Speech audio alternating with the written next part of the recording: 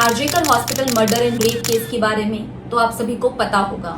आज मैं आपको एक ऐसे केस के बारे में बताना चाहती हूँ जो पिछले कुछ दिनों में मेरे साथ हुआ है।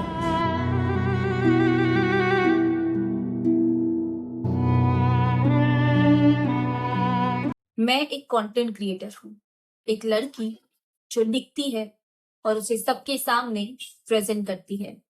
अब क्योंकि इंडिपेंडेंस डे रास्ते में है तो मैंने सोचा कि आज़ादी के उन पहलुओं पर कुछ बोलूं जिन्हें नज़रअंदाज किए काफ़ी साल बीत चुके हैं। मुझे पर्सनली विमेन सेफ्टी, उन पर हो रहे क्राइम्स, अत्याचार के ऊपर कुछ लिखना था।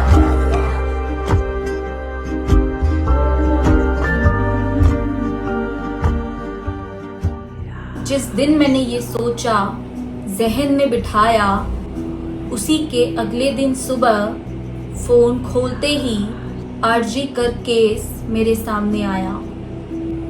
मेरे पैरों तले जमीन खिसक गई, मेरे आंखों के नीचे नमी सी छा गई।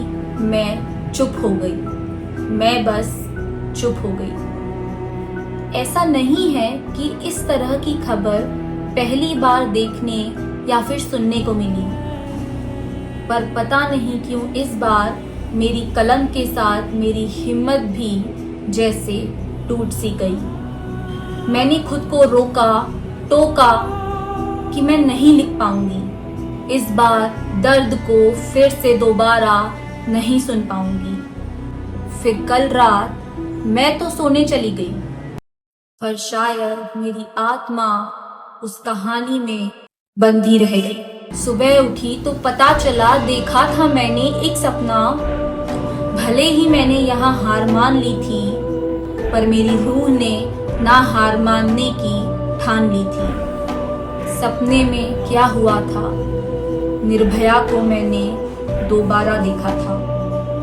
उसी तरह की बस वही बेसहारा लड़की, वही दरिंदे, और इस बार उसके साथ भटकती मेरी रूह वहां तड़पती। मैं भाग रही थी मदद के लिए, इस बार उसे बचाना चाहती थी। नहीं मिल रहा था कोई रास्ता। मैं इस बार उसके लिए खुद की भी बलि चढ़ाना चाहती थी। मैं बस उसे इस बार बचाना चाहती थी। मैं उसे इस बार बचाना चाहती थी। मैं उस दर्द और भागदौड़ में फंसी रह गई और इतने में ही मेरी आंखें खुल गई। ऐसा नहीं है कि ये दर्द पहले कभी महसूस नहीं किया, पर इस बार उसने मेरे शरीर के एक एक हिस्से को जैसे झंझोड़ कर रख दिया। इस बार मैं उनका दर्द और गहराई से समझ सकी। अगर मेरे साथ ऐसा होता तो कैसा होता, ये पूरे दर्द और मन से समझ सकी। इस अजीब से इत्तेफाक के बाद मेरी कलम तो बाद में आई, पहले मेरे मन ने ही मेरे मन को पूरी कहानी सुनाई। उठ तू और कर हिम्मत, कलम उठा और लिख तू, पूछ सवाल मत पीछे हट तू, ले जवाब किसी से भी अब मत डर तू। निर्भया पर जो बीती वो मैं क्या तुम्हें सुनाऊं, और कितनों को हम खोएंगे मुझे ये कोई बताओ।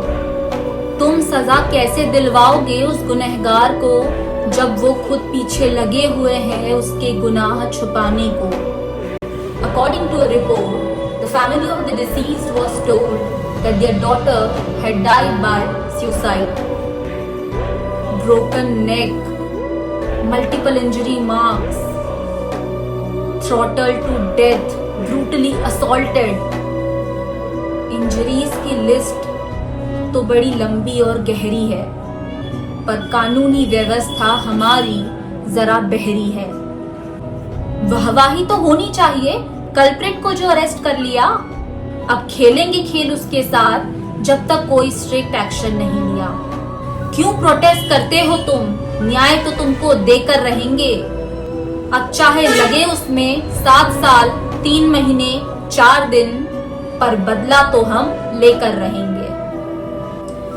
This feels so disgusting. अब तो ये बोलने में भी शर्म आती है जब अपने ही देश के लोगों की इन्वॉल्वमेंट ऐसे जुर्मों में नजर आती है।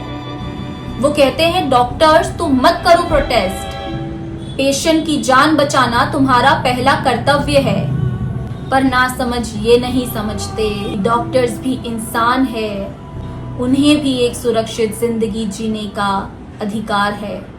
अब यहाँ मैं ये नहीं कहूंगी कि उसने शॉर्ट स्कर्ट पहनी थी, वो रात को अपने यार के साथ अकेले घूम रही थी, या तो वो कैरेक्टरलेस है, उसके साथ तो ऐसा ही होना था। क्योंकि यार बस हुआ, अब बस हुआ। हमारी तो हालत भी ऐसी हो चुकी है कि हम थक गए हैं बार बार ये कहते कहते कि अब बस हुआ, अब बस हुआ। काश वो रात चुप ना होती, काश उसके साथ उसकी सहेली होती, काश वहाँ सेफ्टी प्रिकॉशंस होते, काश वहाँ बचाने वाले कोई सारथी होते। मैं अब सिर्फ एक बात कहना चाहूंगी, मत करो उम्मीदें और तोड़ दो सारी जंजीरें। बनाओ खुद को इस काबिल कि कोई छू भी ले गलती से तो तुम उठा के पटक दो उसे वहीं पे। रखेंगे जारी ये लड़ाई हमारी, पर साथ ही हमें करना है रक्षा हमारी।